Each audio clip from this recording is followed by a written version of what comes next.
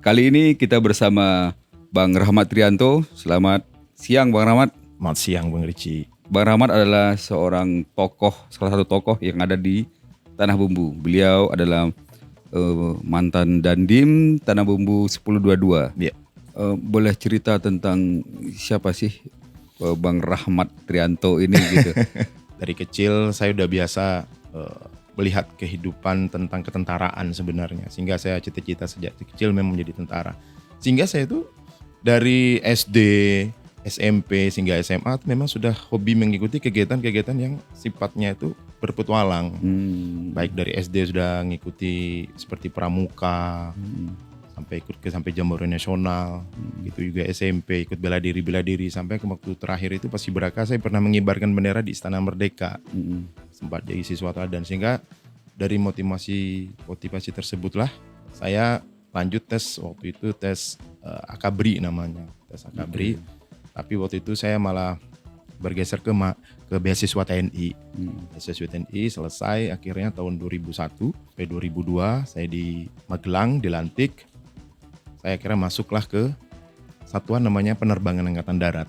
Nah, di situ awal mulanya. Ya memang banyak hal dalam perjalanan itu tidak sesuai dengan keinginan hati. Karena kan saya belum mengerti tentang penerbangan ketika itu. Dengan berjalan saya dinas, baik itu ke luar negeri maupun dinas dari Aceh sampai Papua. Sampai saya selesai sekolah tertinggi di Angkatan Darat, namanya Sekolah Staf Komando Angkatan Darat. Setelah itu saya pindah di Kabupaten Berau di Kalimantan Timur. Setelah itu baru saya kembali ke Jakarta. Setelah itu saya menjadi Dandim. Dandim di Kabupaten Tanah Bumbu ini. Ternyata menjadi Dandim itulah sesuai dengan hati saya. Sesuai dengan mungkin psikologi saya, senang bergaul, nyata adanya kita bisa langsung terjun bersama rakyat gitu loh. Karena suasana saat ini kan tidak melaksanakan perang antar suku atau perang antar negara seperti dulu. Sehingga ya kekuatan TNI itu ya bersama rakyat untuk sama-sama membangun. Itu saya merasa menjadi tentara sebenarnya gitu loh. Oke. Gitu Bang Ici. Itu menarik sekali. Jadi sejak menjadi Dandim artinya Bang Rahmat jadi terpicu ya. Betul sekali. Untuk ke sosial masyarakatnya ya Iya. gitu ya. Awal masuk saya jadi Dandim Tanah Bumbu itu lagi rame-ramenya pilkada. Di tahun berapa itu Bang? Tahun 2020. Pas masa-masa Covid. Sehingga saya membuat suatu kegiatan waktu itu namanya Ngodim. Ya ngodim gitu, ngobrol bareng Dandim. Sebenarnya tujuan utamanya adalah saya untuk lebih mendekati dengan masyarakat. Karena saya takut atau dikhawatirkan adanya perpecahan di antara kubu ketika itu. Sehingga saya harus mendekati masyarakat supaya tidak adanya perpecahan dengan adanya pemilihan kepala daerah waktu itu 2020. Nah tapi dengan berjalannya waktu, Ngodim ini malah jadi bermanfaat untuk lebih kenal seluruh masyarakat yang ada di Kabupaten Tanah Bumbu. Wah keren. Ngodim itu ada aplikasinya Bang? Ada. Waduh Itu. mantap ya. Ya. Jadi kita bisa langsung sama masyarakat, sama kepala desa, masyarakat. Sehingga banyak masyarakat curhat. Ketika itu ya bisa curhat masalah pingin dibanguni jalan, masalah tentang ikan-ikan yang di pinggir-pinggir laut. Sehingga saya baru tahu, tapi ketika itu saya tidak bisa berbuat apa-apa. Saya hanya seorang Dandim, hanya bisa mendengar, saya bisa membantu, ya semampunya saya bisa gitu loh. Ternyata saya kalau untuk bisa lebih membantu mereka, masuk ke politik ini. Karena politik itu mempunyai hak dalam menentukan apa saja, baik itu kepala daerah, presiden, dan termasuk menyusun dan undang-undang kan. Makanya baik buruknya itu ya tergantung dari orang-orang yang ada di partai politik tersebut gitu loh. Sebenarnya Bang Rahmat ini sudah memiliki ketertarikan berbuat lebih dari yang sudah diembankan amanahnya ke Bang Rahmat ya. Dari Dandim, terus mungkin itu juga salah satu alasan yang kuat ya untuk akhirnya melakukan pengunduran diri dini. Iya, pensiun dini lah. Pensiun dini ya namanya. Iya. Apa sih Bang rencananya ke depannya nanti tuh dengan risiko ya, bukan risiko sih ya, dengan pengorbanan yang luar biasa ini gitu. Saya saat ini kan sudah gabung partai politik Bang. Oh siap. Saya sudah gabung partai politik, sehingga saya sudah mulai dengan rencana-rencana dan apa yang saya ingin lakukan untuk masyarakat banyak tentunya gitu loh. Memang waktu saya saat ngodim itu sebenarnya tidak banyak atau tidak sedikit juga masyarakat menginginkan saya supaya menjadi pemimpin mereka lah gitu loh. Tidak hanya jadi dandim. Artinya sebenarnya udah dari sejak jadi zaman dandim itu masyarakat sudah antusias ya Bang antusias. Ya alhamdulillah ketika itu mereka curhat ya kita layanin gitu loh. Tentunya dengan batas kemampuan saya ketika itu. Nah sehingga ya bekal yang saya punya dan yang saya rencanakan ya melalui partai politik inilah saya pelan-pelan mulai merencanakan bagaimana caranya untuk bisa membantu masyarakat, nah, terutama yang ada di Kalimantan Selatan ini. Kalau untuk bicara lebih luas di Kalselnya, kira-kira apa sih yang menjadi kegelisahan dari Bang Rahmat sampai akhirnya yaudah deh aku pensiun dini, terus kemudian aku mencoba pengabdian lah bahasanya ya untuk ke Kalselnya. Kalsel ini kan tipologinya hampir sama. Tipologi masyarakatnya ada hampir rata-rata ada yang di pinggir pantai, ada yang mulai daerah pertanian karena hampir rata-rata kan ada terutama yang daerah pesisir sini itu kan rata-rata eks-transmigrasi ya yang rata-rata bertani. Nah ketika awal saya jadi dandim waktu itu kan suasana Covid lagi tinggi-tingginya Bang. Dan seluruh masyarakat itu belajar sekolah itu daring gitu, rata-rata di rumah. Nah ketika saya lihat main ke Pagatan, ini saya ambil contoh kecil aja, ada 16 desa itu kan dialirin anak sungai, Sungai Kusan namanya. Dan mereka itu hampir rata-rata diam diri di rumah kan tidak boleh keluar, tidak bisa belajar. Sehingga waktu itu saya berinovasi itu membangun perahu, namanya perahu pintar. Saya datangin tuh ke desa-desa sama bebinsa saya. Itu menarik tuh. Kenapa perahunya dikasih nama perahu pintar? Kalau handphone kan smartphone gitu. Ini kalau perahu pintar gitu. Jadi perahu pintar itu membawa buku-buku pelajaran. Bawa buku pelajaran. Kadang kita juga bawa vaksinasi.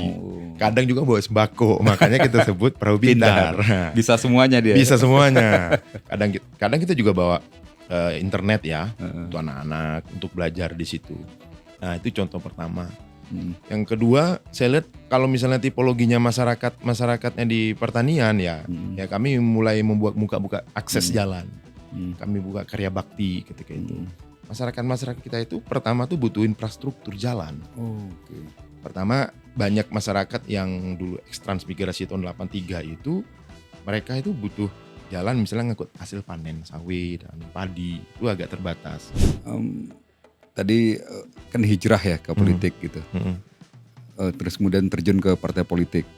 Langsung berpolitik praktis di situ. Dan sudah ditentukan Bang, terjun ke parpol yang mana? Sudah, saya alhamdulillah tuh ngambil keputusan Partai Nasional Demokrat ya. Partai Nasdem. Ya memang sebelum saya terjun ketika saya pensiun, saya memang banyak melihat lah. Ya tidak saya pungkiri bahwa semenjak saya di militer pun saya sudah melihat tiap-tiap partai. Tapi setelah saya pensiun tanggal 31 Desember 2022 keluar suratnya. Sehingga saya sudah berani mengambil keputusan, saya lihat fokus dengan satu partai, yaitu Partai Nasional Demokrat. Nah, kenapa saya ngambil ke partai itu? Pertama, partai ini dia menjanjikan dengan tagline-nya itu gerakan perubahan, restorasi Indonesia. Sehingga ini menarik bagi saya. Terus saya cek restorasi, itu istilahkan pemulihan, gerakan perubahan apa ini? Saya pengen tahu gitu loh, penasaran saya. Jadi bukan ujuk-ujuk saja saya tiba-tiba masuk ke Nasdem, perubahan itu perubahan apa? Jangan sampai tagline itu diplesetkan nanti gerakan perubahan nanti dianggap orang perubahan ideologi lagi. Nah, sehingga saya pengen tahu. Setelah saya baca, saya ada beberapa diskus dengan teman-teman di Partai Nasional Demokrat, ternyata menarik. Jadi mereka ingin suatu gerakan perubahan, yaitu restorasi Indonesia itu dengan untuk mewujudkan itu, kalau saya lihat tidak bisanya tagline. Kita harus menguasai parlemen. Supaya apa? Supaya gerakan perubahan itu bisa terwujud. Apa misalnya untuk merubah, tadi saya katakan partai politik bisa merubah untuk menyusun undang-undang yang baru untuk kebijakan yang lebih baik lagi untuk kemajuan Indonesia. Karena kalau itu tidak ada itu tidak akan mungkin bisa terwujud restorasi Indonesia itu. Artinya seperti berbanding lurus gitu Bang ya dengan apa yang terjadi secara personal di Bang Rahmat, adanya perubahan dari Bang Rahmat dari yang dandim kemudian berubah menjadi ke parpol terus dengan tujuan untuk mengadakan perubahan juga gitu ya. di Nasdem itu terakomodir dengan baik ya. Betul. Karena bagi saya kalau kita hanya begitu-begitu aja, saya rasa tidak akan pernah maju gitu loh. Sehingga saya ingin lihat sesuatu yang ada terobosan atau inovasi atau istilah kata kita tuh out of the box lah untuk yang lebih hebat daripada hebat gitu loh. Bukan berarti sekarang tidak hebat. Sekarang sudah hebat, kita harus lebih hebat lagi. Lebih baik lagi. Iya, lebih baik. Sehingga tidak hanya sesuatu hal yang peraturan atau undang-undang itu saja. Ya pingin ada suatu terobosan-terobosan. Nah, saya lihat itu di Partai Nasdem tuh banyak keinginan perubahan untuk bersaing sama dengan negara-negara lain dengan tagline itu. Dengan waktu itu saya sudah pernah mengikuti orientasi juga di Partai Nasional Demokrat di Jakarta waktu itu sangat menarik. Nah, dari sisi keluarga, gitu Bang. Dari sisi keluarga tentunya Abang udah berpuluh tahun ya di TNI gitu. Dari sisi keluarga artinya dari istri, dari saudara-saudara yang lain gitu. Atau yang paling kita hormati orang tua gitu. Kira-kira seperti apa Bang tanggapannya saat Bang Rahmat mengajukan pensiun dini? Pada awalnya istri saya memang tidak setuju ya. Karena istri saya sukanya sama saya, mungkin karena saya tentaranya mungkin. Dia tidak setuju gitu. Itu cintanya karena abang ini tentara. Karena saya tentara. Yang kedua, mungkin dia biasa melihat sosok bapaknya tentara juga. Yang hidup yang penuh aturan, disiplin, harus begini-begini, sehingga dia naksir saya mungkin ketika itu juga tentara mungkin. Jadi sehingga ketika saya berbincang-bincang sama istri saya sebenarnya tidak setuju. Terus setelah jadi tentara mau ngapain? Alhamdulillahnya saya sudah, kalau di Angkatan Darat itu ada namanya SESCO, Sekolah Staf dan Komando. Itu adalah sekolah tertinggi di Angkatan Darat lah, di Angkatan maksudnya. Sehingga, dan saya sudah alami itu dan pertama juga sih. Di Angkatan saya SESCO pertama dan pertama juga menjadi Dandim. Sehingga teman-teman juga banyak menyayangkan gitu. Saya menyayangkan kenapa harus keluar. Tapi lagi-lagi itulah pilihan hidup Bang Ricci ya. Mikirnya kan Abang 15 tahun lagi berkarir, terus di politik kan per 5 tahun itu. Habis 5 tahun kamu mau ngapain kata dia. Iya betul. Ada pertanyaan gitu gak Bang? Itu pertanyaan yang banyak lah hal seperti itu. Ya saya selalu bilang ya, kalau saya selalu berpikir gitu ya, saya tidak akan melangkah-melangkah saya katakan. Saya tidak akan maju-maju. Setiap saya berbuat saya harus berani melangkah untuk mengambil keputusan kan. Setelah 5 tahun ya saya harus berjuang lagi berarti. Toh juga saya juga di TNI pun saya sudah tahu memang 15 tahun, tapi kan ada fase-fase, step-stepnya yang harus kita lewati juga. Tidak sebayang mungkin ketika orang-orang awal mulanya, semua orang akan berpikir akan menjadi Kepala Staf Angkatan Darat, akan menjadi Panglima TNI. Begitu mereka masuk semua, baik itu TNI Darat, Laut, Udara maupun kepolisian, ternyata banyak variabel-variabel atau lika-liku di dalam tersebut, gitu loh. Bisa dia di bagian apakah, di jabatan apakah, bahwa tidak semuanya seperti yang dibayangkan. Yang diambil itu hanya satu orang misalkan. Contoh misalnya jadi Panglima TNI cuma satu. Kepala Staf itu hanya satu. Ketika untuk menuju ke sana kan banyak hal-hal yang dilewati. Fase-fasenya, step-stepnya, variabel-variabel. Baru menyadari, oh sadar diri. Saya di sini. Seperti itu. Nah makanya tidak seperti orang bayangkan juga di TNI ya 15 tahun 16 tahun tidak juga. Karirnya akan melejit atau gimana? Iya. Kalau melejit semua berarti ribuan dong jadinya. Jenderalnya ratusan lah minimal ya. Sehingga kembali lagi faktor luck juga kan. Nah, sama. Sehingga saya berpikir juga ke istri sama saja saya bilang. Ketika kita di berpolitik memang 5 tahun. Kita kan tetap sama-sama berjuang gitu loh. Sama-sama untuk mengambil sesuatu yang kita gapai. Apa itu ya? Itu yang kita impikan apa? Titik impian itu. Apakah jadi pimpinan kepala daerah kah atau menjadi pimpinan DPR kah? Itulah tujuan kita gitu loh. Nah untuk mencapai gitu kan kita sama-sama berjuang juga gitu loh. Tapi kalau kita tidak berani memulai, bagaimana untuk bisa melangkah selanjutnya? Gitu aja untuk meyakinkan mereka semua. Kalau nggak salah istrinya Bang Rahmat itu apa Bang, Putri Indonesia apa gimana Bang? Jadi istri saya ini sebenarnya teman saya sekolah. Oh gitu. Di Jambi dulu. Jadi kebetulan bapaknya kan tentara, dulu pernah dinas di Jambi. Ya naksir-naksir cinta monyet lah dulu kan.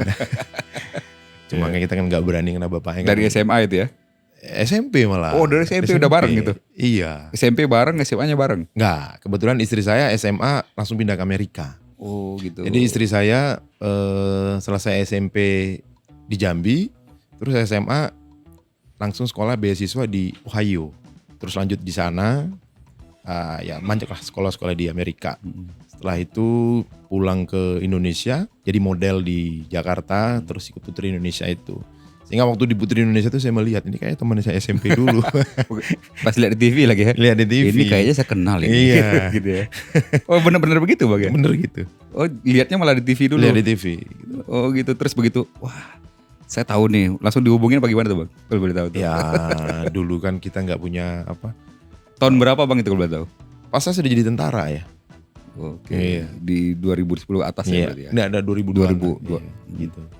Alhamdulillah istri saya ini hobi di kegiatan sosial Bang Ricci. Oh, sama-sama memiliki jiwa sosial yang tinggi. Jadi kegiatan ke sosial, contohnya di Jakarta itu dia punya yayasan Tri Kusuma Bangsa kalau nggak salah. Jadi yayasan itu adalah untuk mendidik anak-anak jalanan di kota-kota. Itu independen mandiri. Independen mandiri ya, bersama timnya dia lah. Tidak terafiliasi dengan pemerintah atau apa, tidak ada. Enggak ya? Jadi pribadi memang. Jadi anak-anak jalanan itu sama teman-temannya itu.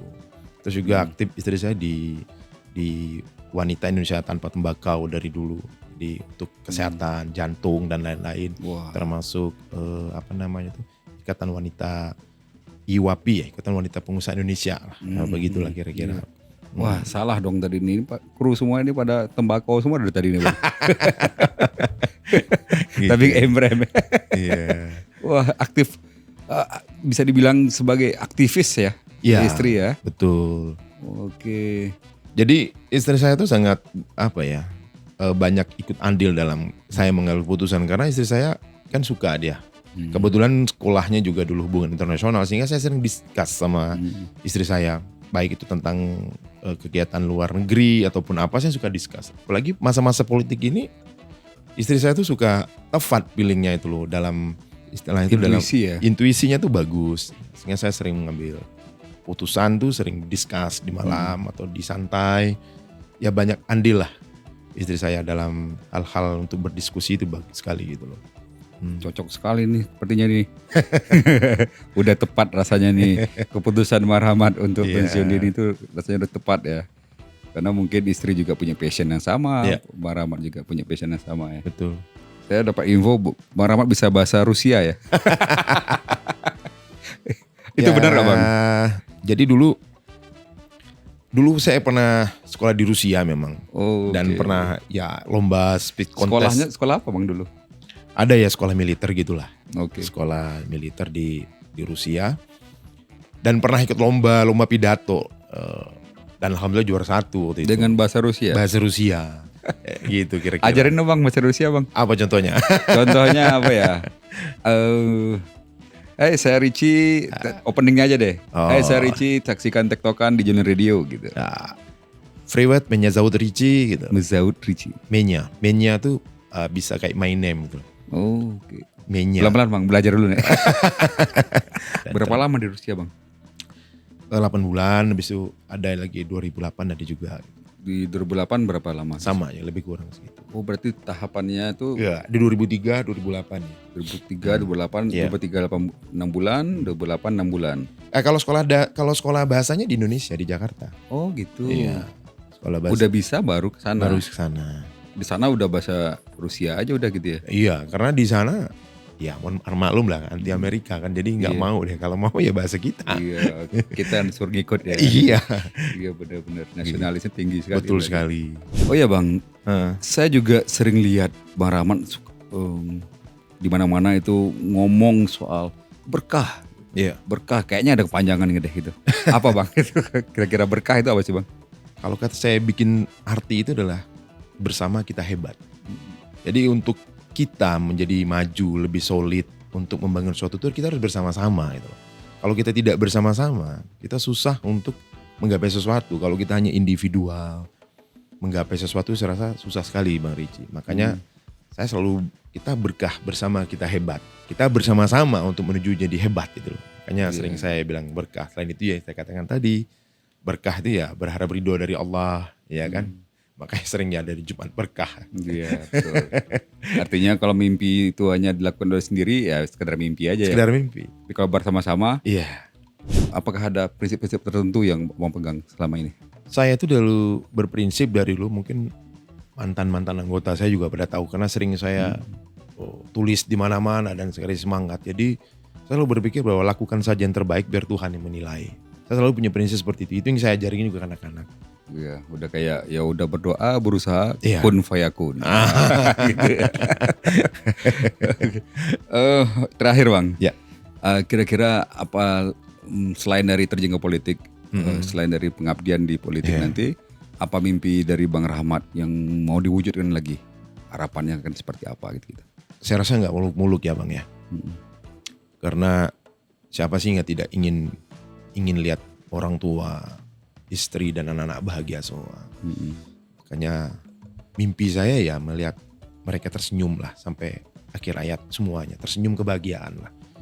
Yaitu bapak saya sudah meninggal, sudah melihat ya insya Allah tersenyum melihat saya sudah, ketika bapak saya meninggal saya pas sekolah di Sesko Angkatan Darat. Saya harap juga ya, saya nggak tahu usia saya dulu atau mama saya atau istri saya dulu. Sehingga di akhirnya dia lihat kebahagiaan di saya. Sehingga saya ingin menunjukkan yang terbaik. Saat ini saya di politik, saya ingin melihatkan kepada harapan saya adalah melihat mereka sampai akhirnya tersenyum bahagia. Melihat saya, melihat ibunya, melihat anak-anaknya. Dan saya pun juga begitu, melihat anak-anak saya bahagia dengan senyum kebahagiaan. Itu saja. Karena tolak ukurnya mereka sukses atau enggak kan berbeda-beda. Tidak semua saya samakan dengan keinginan saya. Tidak semua samakan dengan keinginan istri atau orang tua saya. Ya mungkin itu mungkin.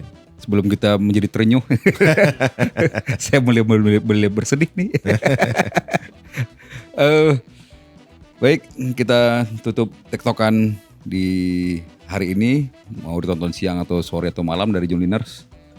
Kita udah ngobrol-ngobrol bersama Bapak Rahmat Trianto, mantan Dandim Tanah Bumbu 1022. Ya. Yang terjun ke politik dengan segala pengorbanan dan segala mimpinya.